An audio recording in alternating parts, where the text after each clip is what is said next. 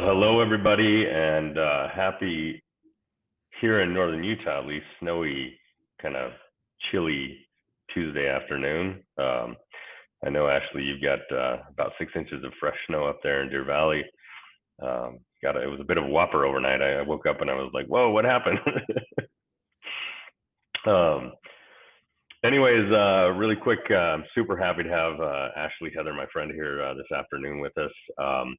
I'm going to come around and do a more official introduction of Ashley, but I wanted to welcome everybody here to Tech Beat, where leaders learn, innovate, and grow.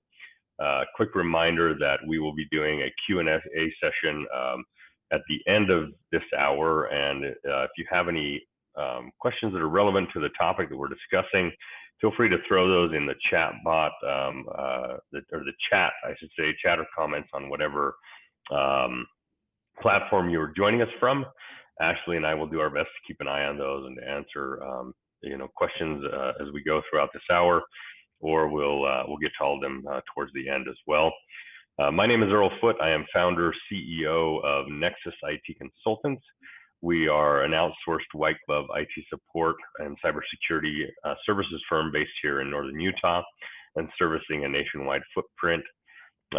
Quickly, I want to mention that we do have some other great segments coming up here in the coming weeks. We've got Peter Bookman, the CEO of Guard Dog.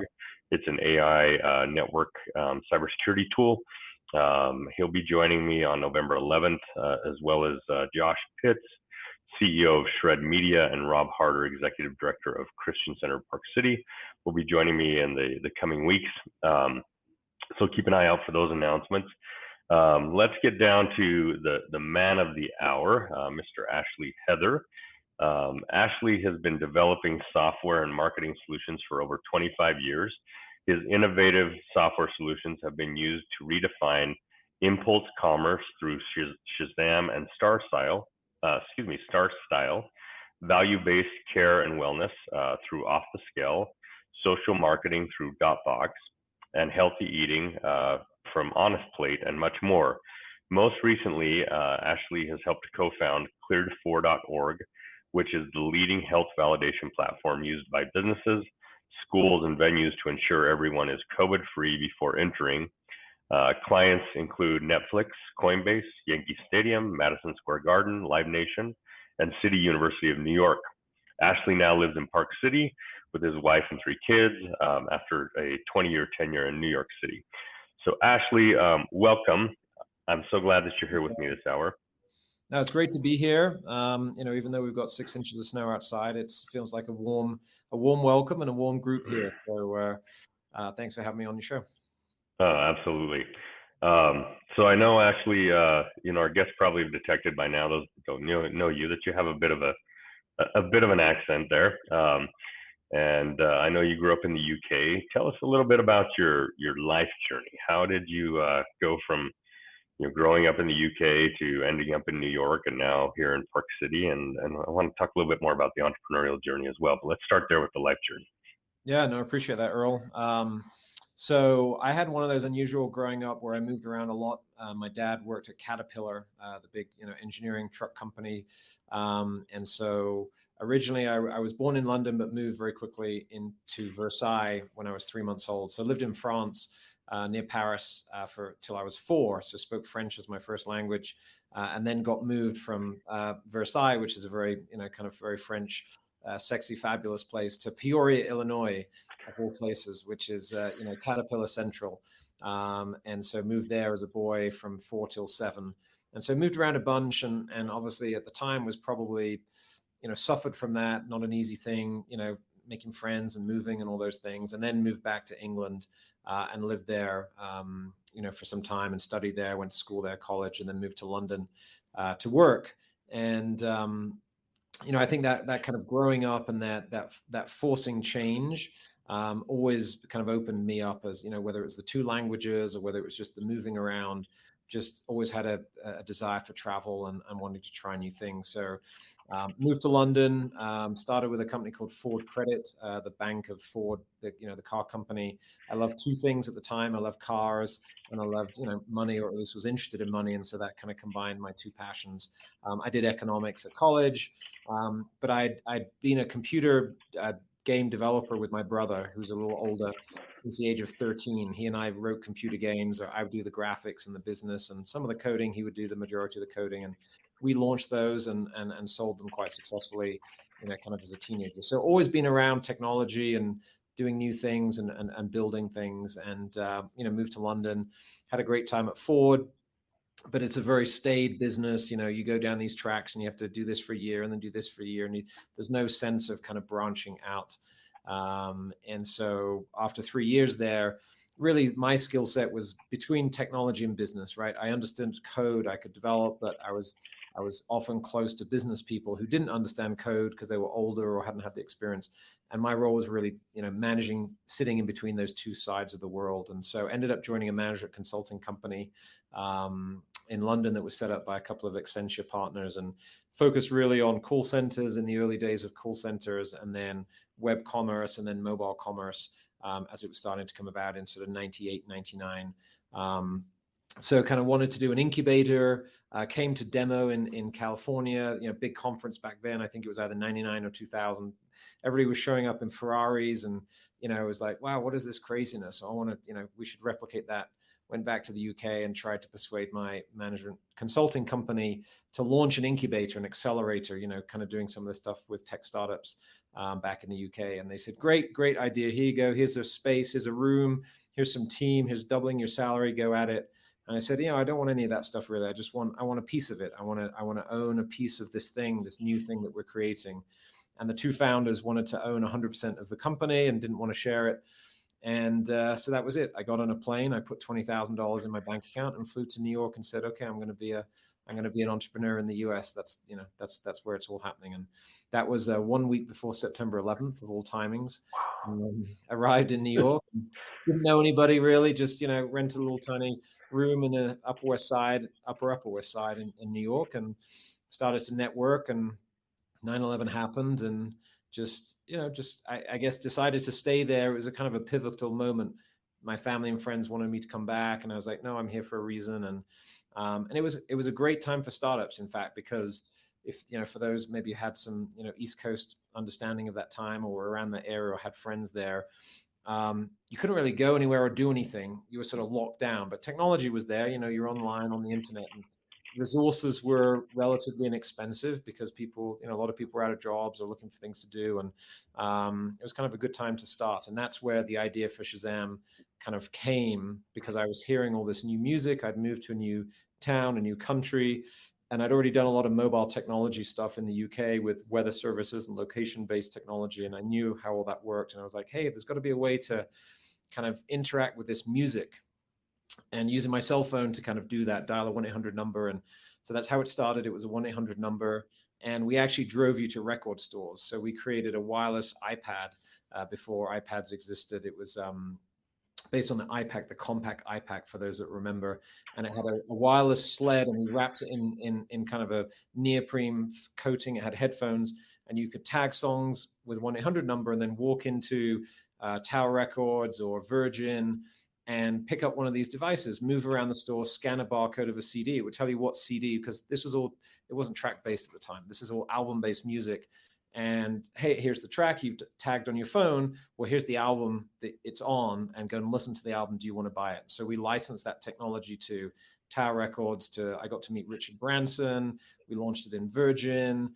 I met Bill Gates through a Microsoft partnership we had with that same technology company. So just an amazing time for me. I was in my late 20s doing some great things. And then the whole record store business disappeared, overnight. iTunes launched, track-based, and, that business kind of evolved. And that was kind of the start of my entrepreneurship. I could keep going. There's a lot more, but that was kind of the start of my entrepreneurship. This is so fascinating, actually.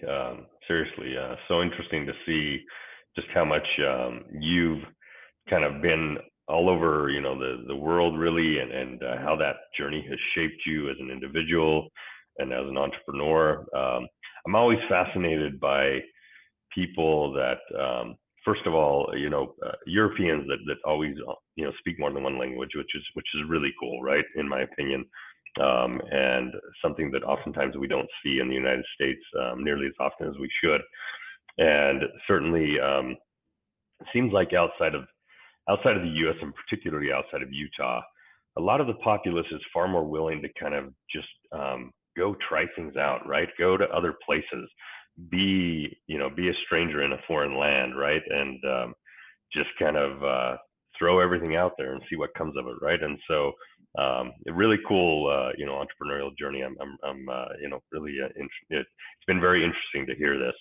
So, with Shazam, obviously that's a massive platform that we're all very aware of, right? And I like it because particularly like the older songs that I forget about from the 70s and 80s, when they come on, I'm like, oh wait, what's that?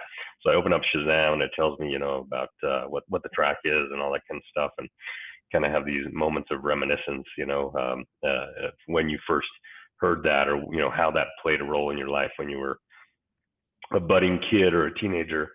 So, what was your initial kind of role with Shazam? How did that all start out? So when I moved to the States that first time, I had this idea. And so I hired an MIT guy to build the algorithms. And we started off, we called it Music Cube. So it was this device that you had in record stores, and it was a 1-800 number. And so it was called Music Cube, 411 song. So it was I think it was 1-800 411 song was the 1-800 number. And Shazam didn't exist at the time. And then what happened was an American called Chris Barton left the US almost the same month that I come to the States, and went to the UK. And he technically started Shazam, the company that's now known as Shazam, and basically created a similar platform, but didn't have a track level meta database, which is what we had sort of built. And so ended up, we combined and did some deals and kind of combined. And I fell out of love after a year or two with the overall business. It wasn't making any money. Ultimately, it got bought by Apple 18 years later for $400 million. But I went on from that to launch. So when I talk about kind of, I forget how I described it in the bio, but kind of interacting with making life buyable is kind of the phrase that I've used, which is I hear something, how do I buy it? So I moved on to the next one, which is I see something, how do I buy it? So in 2004, I launched Star Style with some other founders, and that was tagging basically TV shows with everything you saw, because the music experience was, how can I make money taking a fraction of a 99-cent purchase, right? You have to make billions and billions of those. Like it just seems so unlikely to become a real business.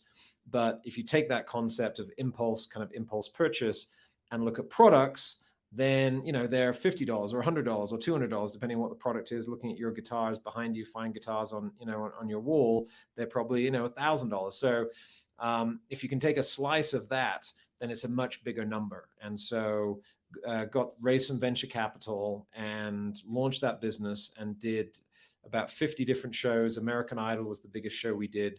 So we actually tracked all of the products the kids were wearing live on stage as they walked out on stage, whether it was jewelry, fashion, their shoes. We did As the World Turns, their studio sets. We did Simple Life with Paris Hilton.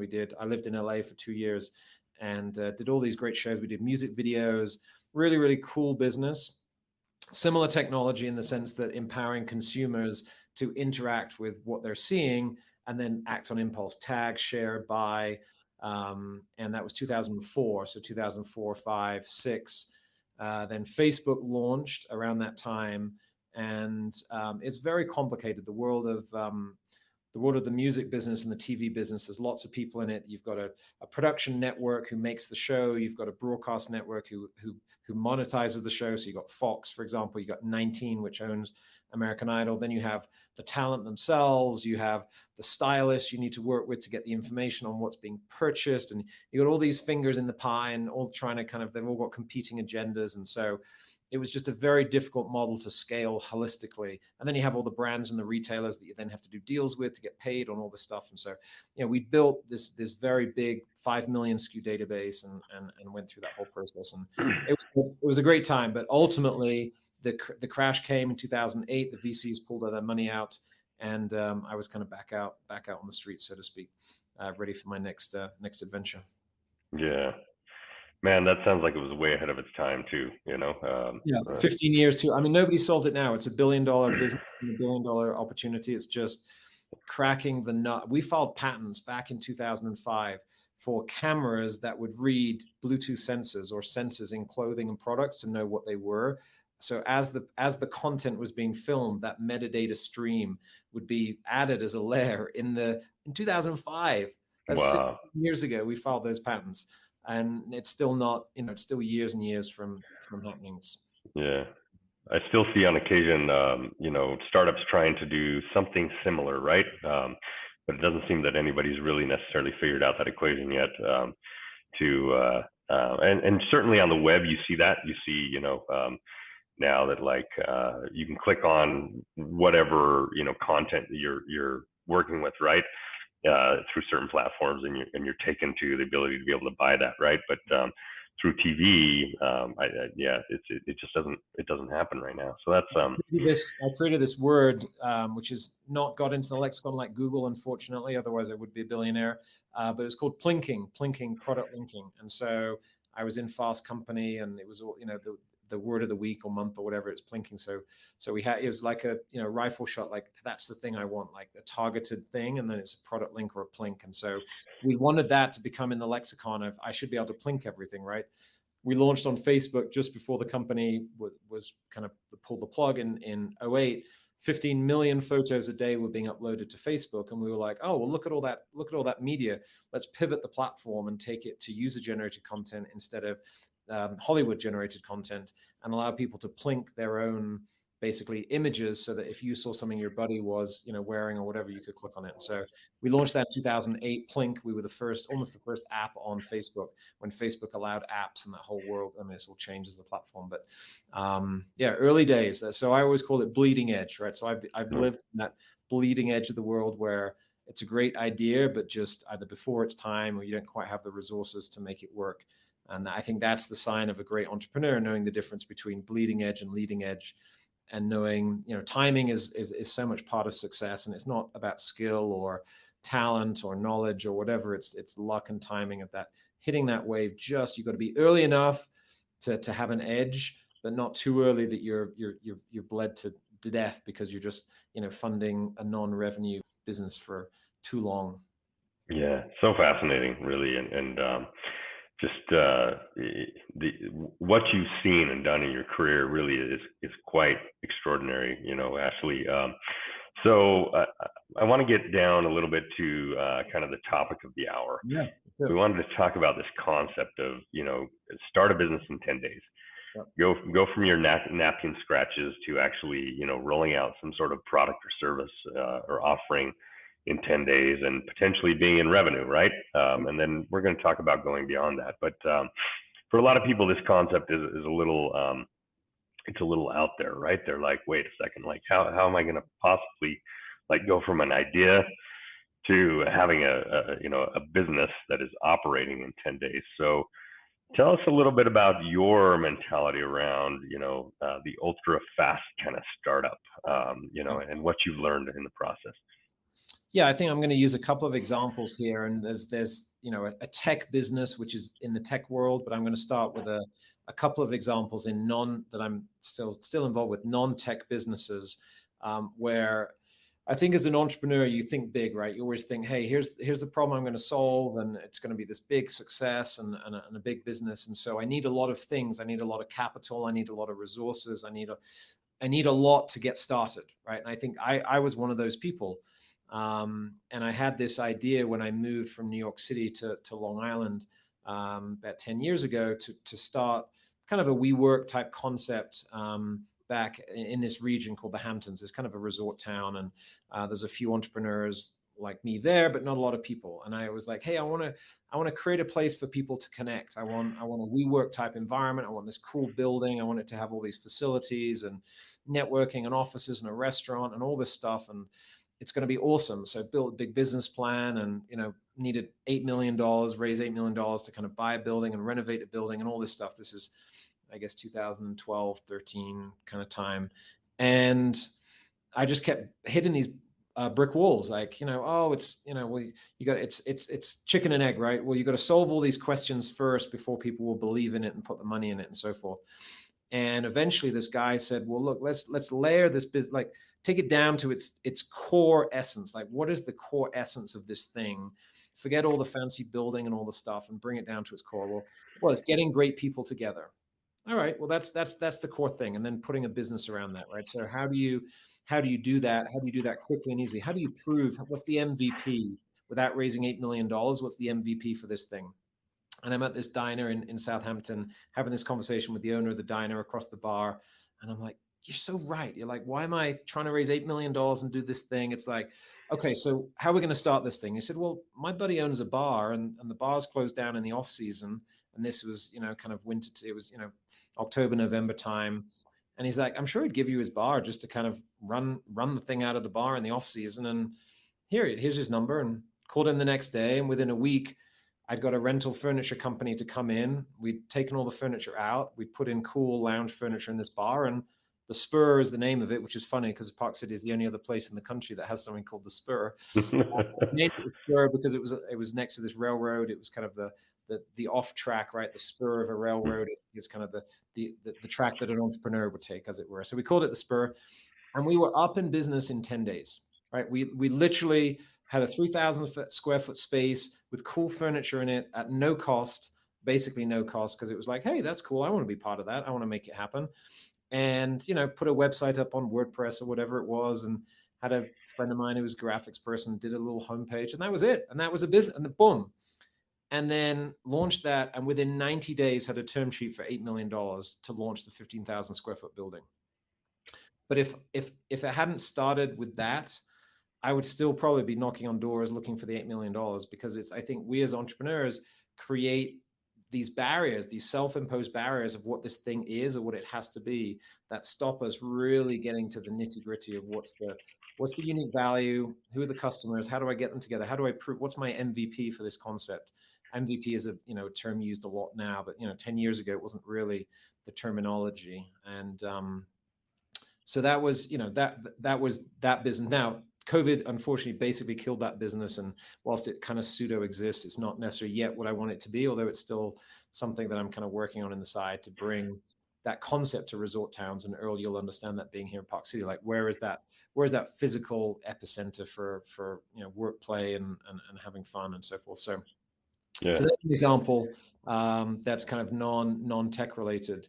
And I think Cleared4, we could talk a little bit about that. This isn't a big advert for Cleared4 or whatever, but Cleared4 is a similar story where it was a pivot from, I had a medical technical platform that I built with a doctor, and he was an ER doc. He'd ran an ER in New York City for 20 years, and he wanted to reduce the lines and the wait times in an ER. So 83% of people come to an ER do not need to be there. How do we stop this? So we created this app, which was really his brain, and it was a bunch of questions. It was a self-triage thing you used at home. You answered the questions, and it said, yeah, go to the ER, don't go to the ER, go to the specialist, go, blah, blah, blah, right? It's kind of a triage app. And we built this. Again, we were banging on doors, trying to kind of create a business model, realized that ERs actually want all those people there, which is the horrible thing about the American health system, unfortunately, is that the hospitals did not want a system that reduced the number of people in the ER. They actually, unfortunately, want to do more surgeries, more stuff, because that's how the business of health works. So we were banging our heads, and then COVID hit, and we're in the middle of that kind of journey, and we sat. This is December time when COVID was just in China or whatever, and just sort of early time, and said, look, well, if this comes here, how are people going to tell the difference between the flu and COVID? And we had this app that was basically telling you, it had 50 conditions. It wasn't just about the flu, it was all these things. So we branched off a bit of that code. We called it Flu Checker. And again, within a couple of days, put up a website, called it Flu Checker, and was like, hey, companies, if your person thinks they got the flu and they want to know if they got COVID, answer these 12 questions, and we'll basically tell you if you have COVID or not. And it kind of took off very quickly, and then became Cleared4, which is now an end-to-end platform with vaccine management and testing and all that kind of stuff. But it was just a very, a little pivot it didn't need a lot of time and energy. I think if you talk to enough people quickly about the idea and the value proposition you're trying to create, the network effect of today's world allows it to accelerate quickly and get out there. So long as you're in a white space, white space being like a blank page, like an opportunity space, it can scale very, very quickly. But anyway, we can talk about Cleared4. So I think, the concept of 0 to 10 it can be starting from scratch the piece of paper, or it can be a pivot from something you're already doing where you take a fraction of it and just move it into a different direction. And that, that kind of change is enough to kind of get you started. So lots of different ways we can attack the question, but that's just some experiences to share. Yeah. So many great points there, really, Ashley. And you're so right that very often entrepreneurs have this idea, they have a dream, right? And they see like this massively developed offering out there, right? And they feel like that's what they have to build to start out, right? And the reality is that you don't have to. I've my entire career I've been a grassroots kind of guy, and I've been a guy who's never gone and raised capital. Now, I'm not going to be an advocate that that's the right thing to do, right? There are pros to it and there are cons to it, right? But I've always had grassroots startups, and I've always been all my ventures have always been self-funded. And certainly always look for what is my quickest path to putting an offering out there that resonates with the market, and my quickest path to getting revenue off of that, right? And sometimes, that is literally a matter of days and a matter of a few $1,000s maybe, right? Maybe you just need, a lawyer to drop the paperwork for the business. You need a website. And you need to start hitting the pavement, right? And getting out there and talking to people about it. And that certainly there are situations, say a service-based business, where that is far easier, right? If you're talking product, if you're talking software, you already in Cleared4, you already had a piece of software that you rekeyed and pivoted right into what is the Cleared4 offering. So, but authoring that software, developing it from ground up, of course, is probably not a 10-day process. Getting an MVP, which for the audience, I'm sure, we have a savvy audience, but MVP is minimal viable product, right? What's the most basic thing you can put out there? The market's going to go, oh, hey, like that's kind of cool, and I'm going to actually pay some money for that, right? So it really is fascinating, and I see that sort of error all the time. I'm relatively connected in the startup communities here in Utah. I like to be involved with them because I love the energy. I love to see the ideas, the innovation. It certainly helps me as well, to kind of get the gears rolling and think about how we innovate more within our business. And I just like to support what's happening in our communities. There wasn't a lot of startup communities here really in Utah when I started my business 23 years ago. And so, being able to lend a hand to budding startups, is something I enjoy. But one of the biggest things that I see is that they feel like they've got to spend 2 or 3 years in development, right? And they've got to have this ultra refined kind of perfect offering before they actually go to market with it. And it's a massive error in most situations. I've been reading or listening to the book Masters of Scale, which I'm just wrapping up. And of course that has spawned out of a podcast of the same title, but that is particularly one of the principles of the book is like, you just need to figure out your MVP, figure out, your initial offering and get it out there as quickly as possible. And if you're not embarrassed by your initial offering, you've probably done something. You've probably waited too long. You've probably done something something wrong. And that's, look, and it's so interesting to watch or to kind of listen to the case studies in this book of Masters of Scale of the major startups that we know, or the major tech businesses that we know of today, the Facebooks of the world, Twitter, eBay, PayPal, Google, and how it follows those stories and how all of them kind of really got that. They just found something quick and easy. They went for it. They poured their heart and soul into it. And then they quickly kind of developed it from there based upon very productive, user feedback loops that they generated within those platforms. So I um, think you can be the best at one thing initially, right? I think the other startup thing is you take lots of bits of ideas and say, oh, I want to combine all of that into this thing, and that's the vision, is the connection of all these little things, and that's hard to do because then it needs a lot of engineering and a lot of. But if you can find that white space and that small thing that you can be better than even a company trying to do something similar, but they're not doing exactly this. So be the best at that, better than anybody else for at least the first part of your journey, and then you can spiral out and add more and add more and add more, but pick what you're going to be best at. And I always say there's a few different models I've used. If there's this thing called the business model canvas. You can Google it. It's a free framework. That's business model canvas, 3 words. And that basically lets you put your idea on one piece of paper. So people say, oh, do I need to write a business plan? No.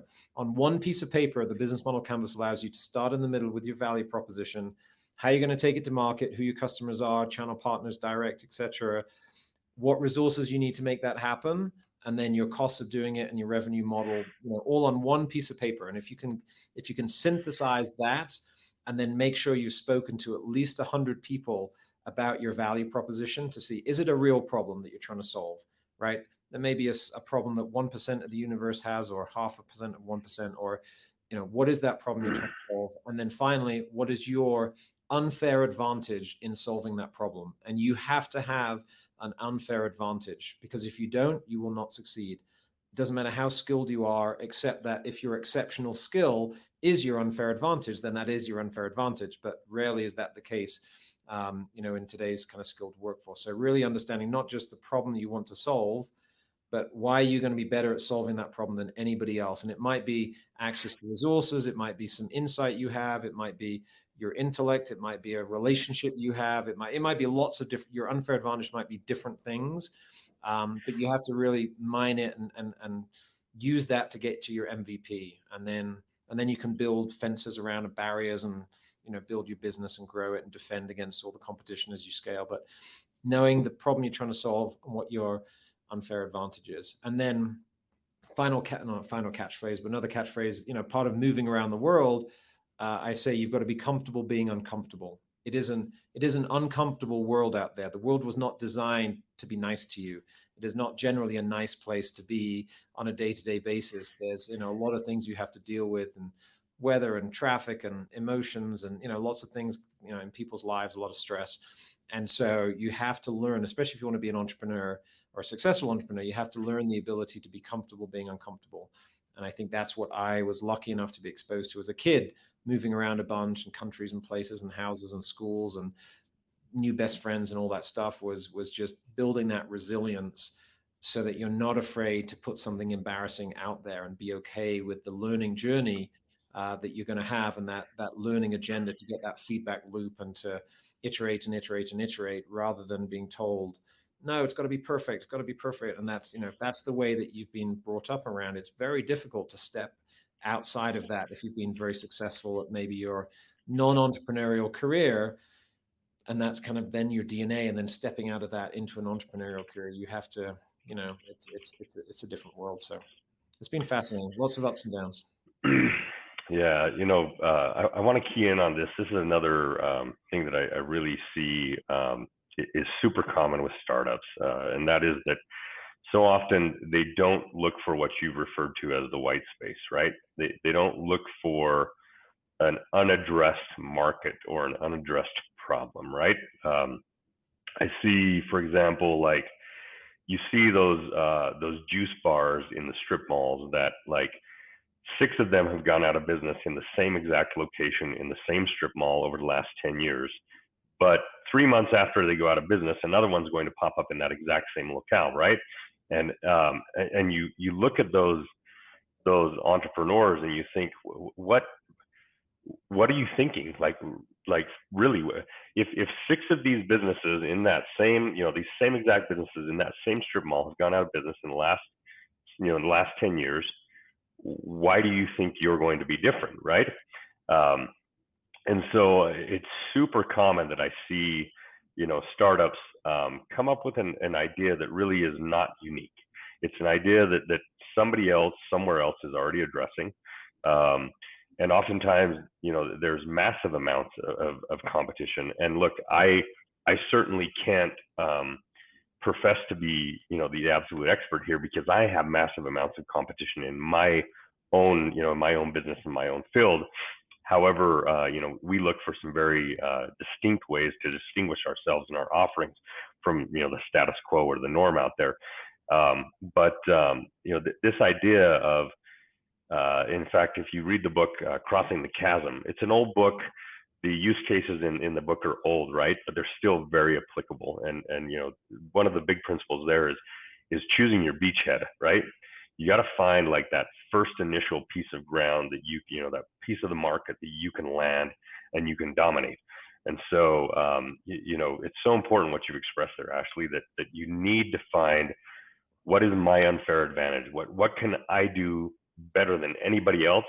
And maybe that's a matter of skill, maybe it's a matter of knowledge, maybe it's a matter of capabilities of a team, or capabilities of a technology, or or product that you've developed or something, right? What is my unfair advantage? How can I use that to land a market segment that resonates with?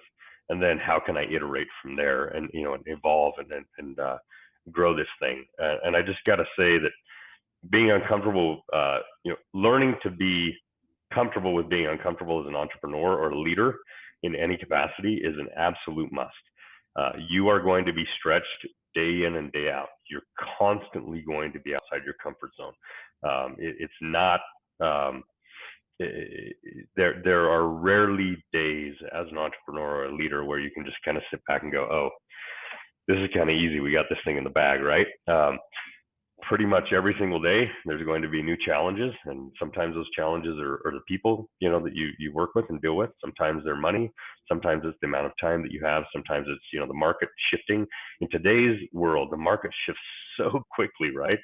And trying to stay on top of that and actually even see before it comes, right? And prepare for it is insanely challenging. So most definitely get comfortable with being uncomfortable is an extremely important piece of this equation. I think if you've got time for, one of the kind of content, and these are just, things I've learned and changed and how I've evolved from a 20-year-old to a, mid 40-year-old, as it were, in this entrepreneur journey, is you've really got to do yourself out of a job, which sounds crazy, right? So my job is to do myself out of my job, but that's real. Once you've done the beachhead and you've done that and you've kind of got a bit of a team and so forth, that's phase one. But phase two is you got to do yourself out of the job, because if you're keep doing the job and you're the only person who can do that thing, you've only got maximum 18 hours of a day. Although I did a 36-hour workday like this week, unfortunately, but generally you've got like 18 hours of a day that you can be working on. And there's, if you have to be involved in the process all the time, so you're, as an entrepreneur, the exit is you have to stop doing it. It has to run by itself. And then when it runs by itself, you can take on the next challenge. You can open your eyes and take another beachhead, or you can add this or grow this or whatever. But if you are the center of the wheel, and ego drives a lot of this, especially if you're an entrepreneur, and you need ego, because ego is what breaks you out and kind of moves you forward in some ways. But the negative of that ego is, by having to be in the middle, you're stopping the flywheel going, and you're stopping that exponential growth. And you always need to have your heads up, like driving a car, right? You got to be looking 20 feet ahead, not kind of right down in front of you. And if you're the one doing the 18 hours a day on the doing of the doing, then you're not going to be looking at, that 20 feet. So I think once you've got your beachhead and you've got your initial thing, then the next challenge, and it's not easy, is taking yourself out of the business so that you can layer on another piece of the business that doesn't mean that you're spending 18 hours a day on the current business, if that makes sense. Yeah, 100%. I know the saying is cliche, but the saying of stop working in the business and start working on the business, comes to mind. And one of the lessons I had to learn early on in my career, I'm a perfectionist.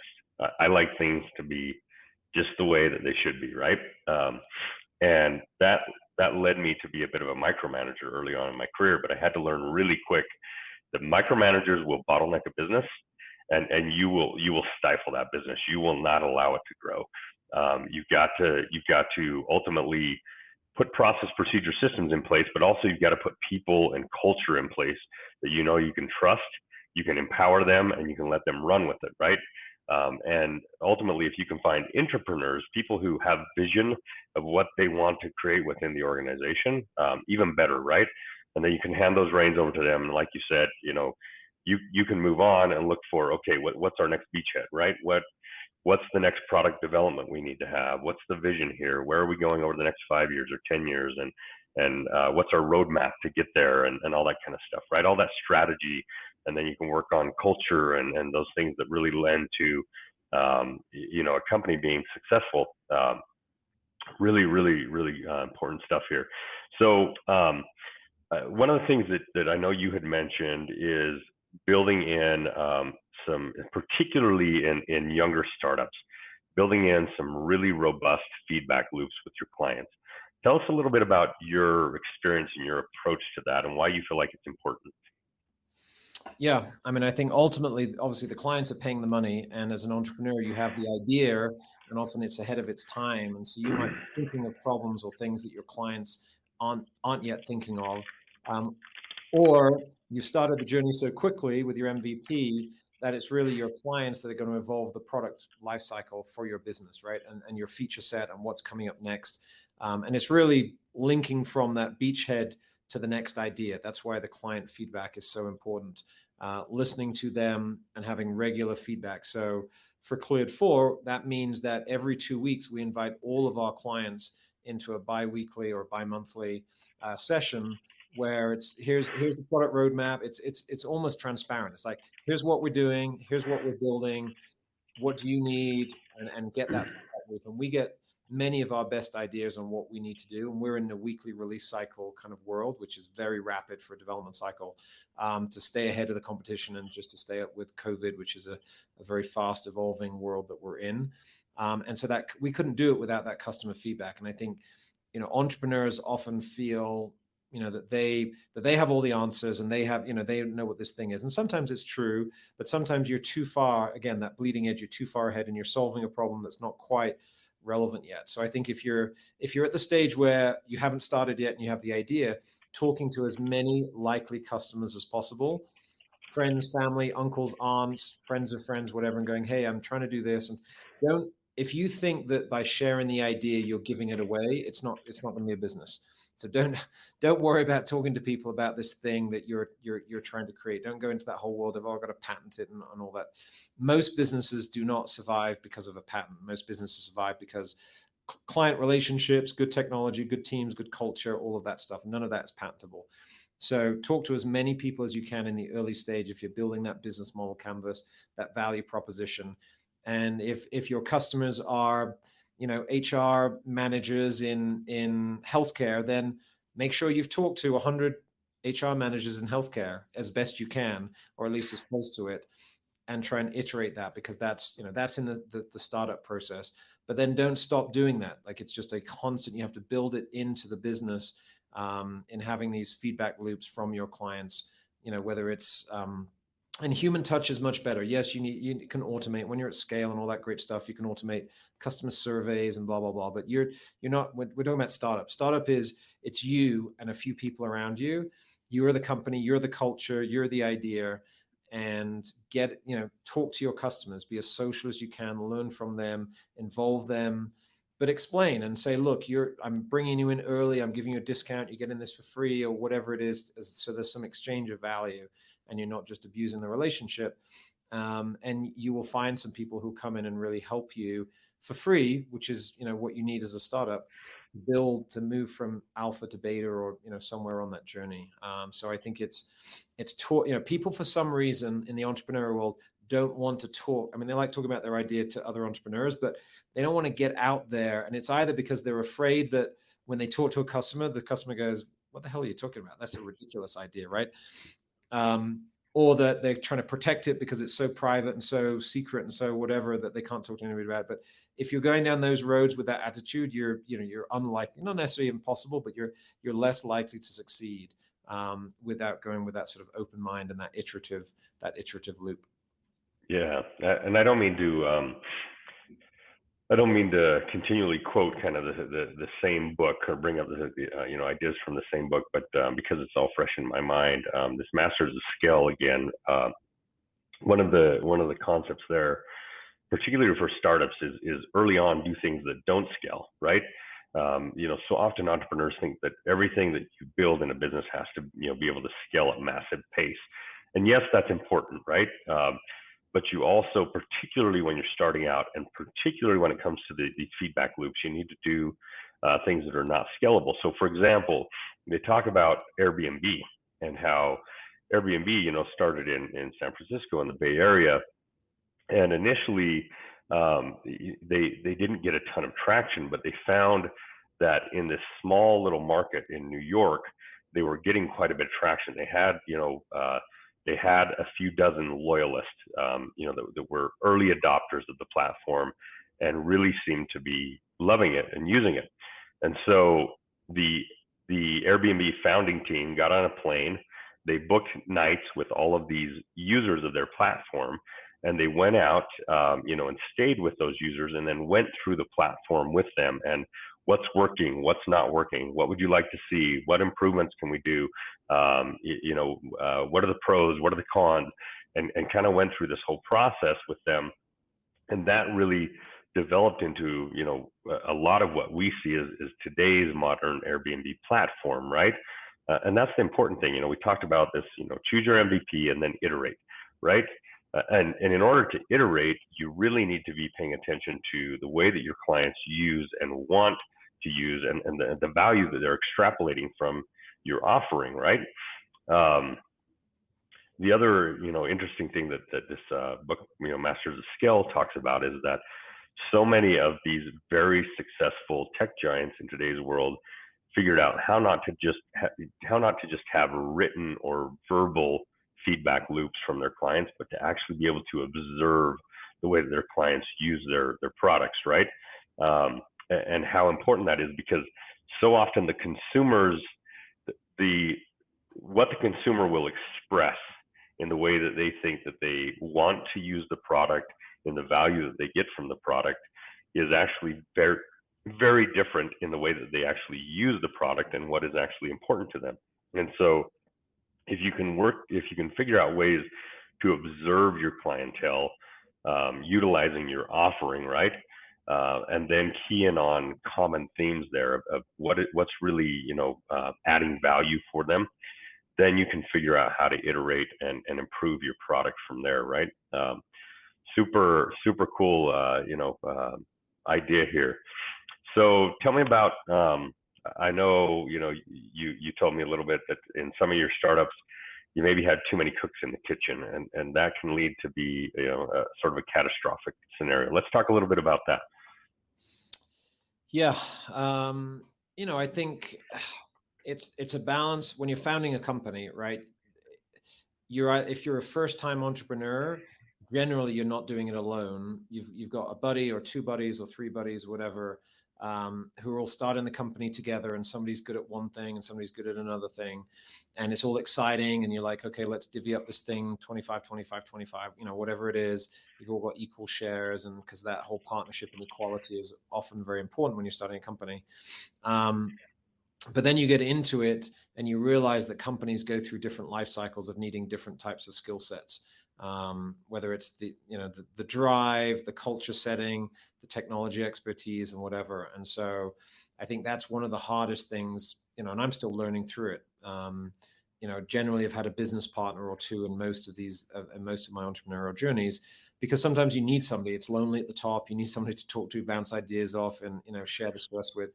But then, the risk reward doesn't seem, sort of falls out of balance, right? You're doing more than the other person, or the other people's skills aren't now needed moving forward in the company. But of course, again, ego comes back into it. We all have egos, human beings, and that ego for that person is like, well, I'm feeling left out now, and I want to challenge things or do things to make attention because I'm a quarter owner and I should have a say and all the rest of it. But hey, you've got no experience in this area, and we've kind of moved on to the next part of this business and matured. And you see that in the press with founders and Facebook and Microsoft and Apple, all this stuff, right? So there's this iteration of who's right at the kind of the time of the company. And so it's kind of funny the way I describe myself.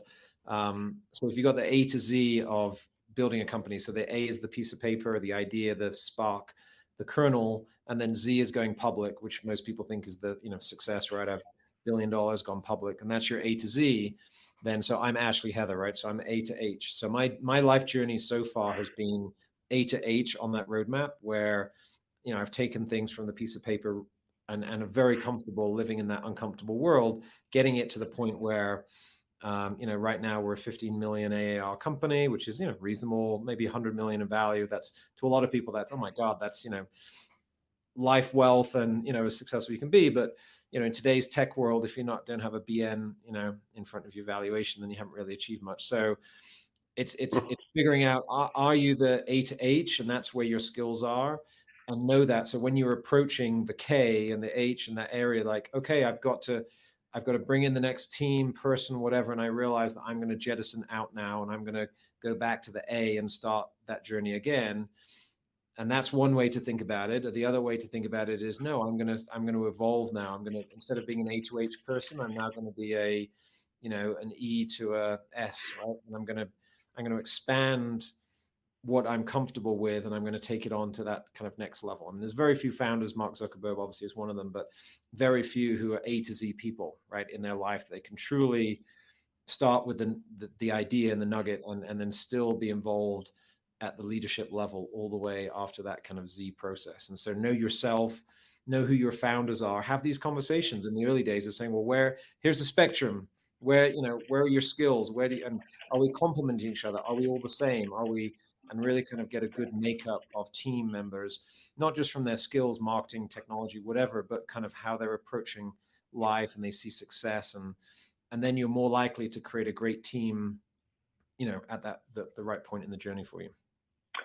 So important, really, and really most smart founders know when to step aside, when to know that they've reached their point of limitation. Not that entrepreneurs can't learn, and they should. Most of us have to learn, like at a very rapid pace. It's drinking through a fire hose all the time, right? You can learn, you can figure out how to evolve, but oftentimes that process will slow the business in significant manners, right? Where you can bring other people in who have taken it, from K to M or whatever, right? So knowing when to kind of say, okay, I've had my day in the sun. It's time for me to bring in other people who have had more experience with this. It's important, as you mentioned from the beginning. If you have co-founders, I would recommend making sure you have very specific delineation of roles. That will help with the too many cooks in the kitchen kind of thing, right? So make sure that the guy or the gal that is most versed on finances, that's the person who's over accounting and finance and that CFO role, right? And the person who's best at operations, they're going to be over operations. The person who's good at vision and culture and ideation, that's probably the CEO. And particularly if they're good at being an evangelist and selling the product and service, right? And so having a specific delineation so that you don't have the finance person trying to run operations while there's already somebody there that's supposed to be running the operations, right? An interesting story, a mutual friend of ours, Bassam Salem, he's a guy who would take, businesses as the COO from 10 million in revenue to about 100 million in revenue. And he did that multiple different times in his career. And then he stepped aside from that and decided he wanted to be an executive coach, a founding coach. And as he started that process, he realized that he felt kind of like a hypocrite because he'd never built a business from 0 to 10, right? And so that's what our friend has been doing the last 5 years. He decided, I'm going to go prove to myself that I can actually build a business from 0 to 10, so that I can actually coach people through the entire journey, right? And so he built our Atlas RTX. It's a chatbot technology, cool company, and it's interesting to see that he realized that, okay, so he wasn't an A to H guy like Ashley Heather. He was maybe an H to like a, who knows, a P or something, right? Kind of guy. And he's like, well, I need to obtain that A to H skill set and knowledge, right? I just think it's super inspiring and super cool. So, Ashley, we've got a couple of just a few minutes left here, about 5 minutes left. Actually, there was a user who asked, what was the white page site to lay out your idea, the one page ideation thing? Yeah, it's called Business Model Canvas. You can just Google it, Business Model Canvas, and just look at images or whatever, and you can download. Make sure you don't pay for it anywhere. There's plenty of places you can get it for free. And there's basically a one pager, which is like a graphical, the idea in the middle and some boxes. It's got about 10 boxes on it. And then there's a longer document, maybe a 10-page document that kind of describes each of those boxes and what goes in it. But essentially, the value proposition, your route to market, how you're going to get to your customers, what you need, what resources you need, your business model. So what are you spending money on? How are you charging for it? And kind of all of that on one page. And I think the challenge for the entrepreneur is the getting it. If you can't describe it on one page, you're not creating an MVP, right? You're going too big with too complex. It's too many moving pieces. Excuse me, too many moving pieces. The beauty of that model is just it lets you really try and get to that core. So a bit like if you that story I told you about the Spur when I wanted this, $8 million. Like I had a business plan for that, 30 pages, all this stuff. But yet, and I didn't know the business model canvas at the time, but if I'd done it, it would have been connecting great people together would be the value proposition, right? That's it. Connecting great people together in resort towns. Okay, great. I can visualize that. I see that. How are you going to charge for it? It's membership. Great. $100 a month, whatever it is, right? What do I need? Well, I need a space. Okay, well, great. I've got a buddy who's got a space, whatever. Like if you can kind of get it down to that core stuff, and then obviously you can spiral it and layer it and go in all different directions. But I think that's the nuance, and that's the hardest thing to do, is take something complicated, a new idea, and get it onto a piece of paper on one page that you can give it to somebody without saying a word. Say, read this, and then say, tell me, what is that? Don't say a word. Just say, what is this thing? And if that person uses the words that you would use to describe your thing, boom, you know what your idea is, how you're going to execute it. If they say something completely different, then you've got some work to do to reframe how you're explaining it or kind of what it is. Which, by the way, while a 30-page business plan is important, right, to really nail the nitty gritty of what you're going to do, in the early phases, in particular, if you're trying to raise, capital, your initial conversations with investors, while that's going to center around a pitch deck, if you can show them a one-page business model, right, and particularly if there's some, if it's an infographic sort of a thing, right, that's going to make a whole lot more sense. And certainly, they're rather than spending time reading 30 pages, if they can get it in one page and just a couple of minutes, right, and even if you don't have to tell them what it's all about, if that one page tells them what it's all about and they understand it and they see the vision, you're likely far better off and far more likely to land an investment from somebody. So, a couple of extra minutes here, Ashley. Any final parting thoughts before we wrap up today? Well, I mean, hopefully this was encouraging, not demotivating. I think it's a hard enough, risky enough thing, to kind of go out by yourself and try and prove something or create something. But that's what the economy is made of, right? The economy is made of people taking a risk and being great at something and building something around themselves, and you get a lot of reward from doing that. There are communities. Obviously, Earl is an amazing man and father and role model here, and kind of being an entrepreneur. There's resources around you. Make sure you reach out to those, tap into those, and go for it. I think it's you will learn so much, and failure, I always say, it's the journey, not the destination, right? So it's failure is not it. It's just that's the step, and you learn way more from failure. In fact, I've had 3 billionaire sons work for me on previous of my businesses, and each of the billionaire fathers did different things for their sons. One gave them nothing, like you're getting nothing, it's all going to charity or whatever. One gave them everything, and one was in the middle, was kind of reasonable. But irrespective, each of those, men at the time they were working for me had sort of, struggled with that sense of kind of success and sort of following in that sort of footsteps. So, give it a go, try it. But failure doesn't, shouldn't make you less of a person and less of a whatever. You don't have to achieve, necessarily what your father achieved or whatever. It's like, making the step and that first step, and you can take those skills somewhere else if it doesn't work out. They're valuable skills to have. So now's the time. That's part of that process of getting comfortable being uncomfortable. Like, as an entrepreneur, you're going to fail over and over and over. You're going to fail far more often than you're going to win, and so you just got to get used to getting yourself back up, brushing your knees off. And I mean, Einstein says the definition of insanity is doing the same thing over and over again and expecting different results, right? You have to realize, okay, that didn't work. I need to change something. Maybe it's my mentality, maybe it's my behavior, maybe it's my actions, maybe it's my skill set, maybe it's my knowledge, right? You have to figure out where the gap is. You have to fill that gap and then move on. But you're going to have struggles, and that's just part of the process, and it's okay. Like that, all of us that have reached any measure of success have been through the damn ringer time and time again.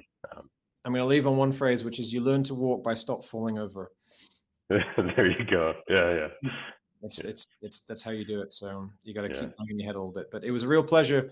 Thanks to the audience for joining on whatever social channels you're on, and obviously stay in touch and good luck on your journey. And a real pleasure to be here, Earl. Ashley, thank you so much for giving us this hour. Just quickly again, thank you for everybody who joined us this hour. A reminder that we've got Peter Bookman, CEO of Guard Dog, on November 11th, and then Josh Pitts, CEO of Shred Media, and Rob Harder, Executive Director of the Christian Center in Park City, that will be joining us on upcoming segments of Tech Beat here. So we'll see you all in a few weeks. Enjoy the rest of your afternoon, and thank you, Ashley. Take care, everybody. Signing off.